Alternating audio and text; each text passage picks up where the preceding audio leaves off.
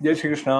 गीता अंक स्पंद के इस अंक में आपका बहुत सारा स्वागत है। और स्वागत करते हुए भगवान श्री कृष्ण के चरणारविंद में जब वो अर्जुन जी को ये कहते हैं कि किसी गुरु के पास जा, तो ये कैसी बात हुई, उसको भी हम समझने का प्रयास करेंगे। पहले श्लोक का स्पर्श करें। 34वां जो श्लोक है चौथे अध्याय का, उसमें भगवान परिप्रश्न की जो बात कर रहे हैं उसके पीछे क्या मर्म है। संत बताते हैं कि गुरु ऐसे हों जो शास्त्र निष्ठ भी हों और ब्रह्मनिष्ठ भी हो, जिन्हें ब्रह्म अनुभूति स्वयं हुई हो, ऐसे गुरुजनों के पास जाना है। वरना सिर्फ शास्त्रों को वो कोट अच्छी तरह से कर देंगे, लेकिन वो बौद्धिक ज्ञान होगा, बौद्धिक विलास हो जाएगा यदि उन्हें स्वयं ब्रह्मानुभूति नहीं हुई होगी। तो कहा तद विद्वी प्रणिपातेन परिप्रश्नेन सेवया उपदेक्षन्ति ते ज्ञानम ज्ञानिनस्तत्वदर्शिनः। ये कहा कि उस ज्ञान को तू भली भांति तत्वदर्शी ज्ञानियों के पास जाकर समझ।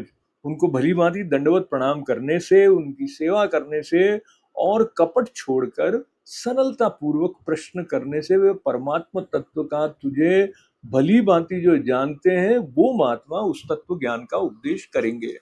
यानी महत्वपूर्ण बात यह है कि गुरु की परीक्षा लेने के लिए नहीं जाना है, सरल मन से जाना है, पोले मन से जाना है, निश्चलता के साथ जाना है।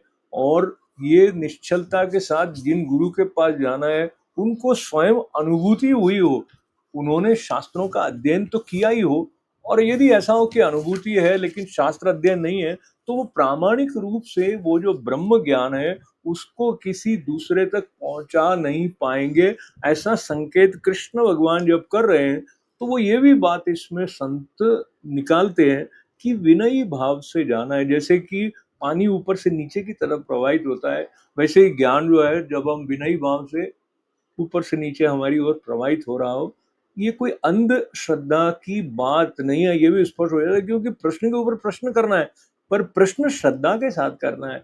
प्रश्न संशय के साथ जो कुछ भी कहा जाए उसको काट देने के लिए नहीं करना है। तो ये जो समर्पण की महिमा के साथ साथ इसमें आज्ञाकारी होकर ही हम अच्छे शिष्य होते हैं, बनते हैं, ये बात भी कहीं ना कहीं भगवत वाणी से हम तक पहुंच रही है। तो बहुत सारे मंगल कामनाओं के साथ आभार, धन्यवाद। और साथ में भगवान के चरणों में ये प्रार्थना कि श्रीमद् भगवद गीता के रस को हम आत्मसात करके उसका कुछ कुछ अंश अपने जीवन में प्रयोग कर पाएं, तभी इसकी सार्थकता है। और उसके लिए बार बार श्रवण मनन और निधिध्यासन करना है। जय श्री कृष्ण।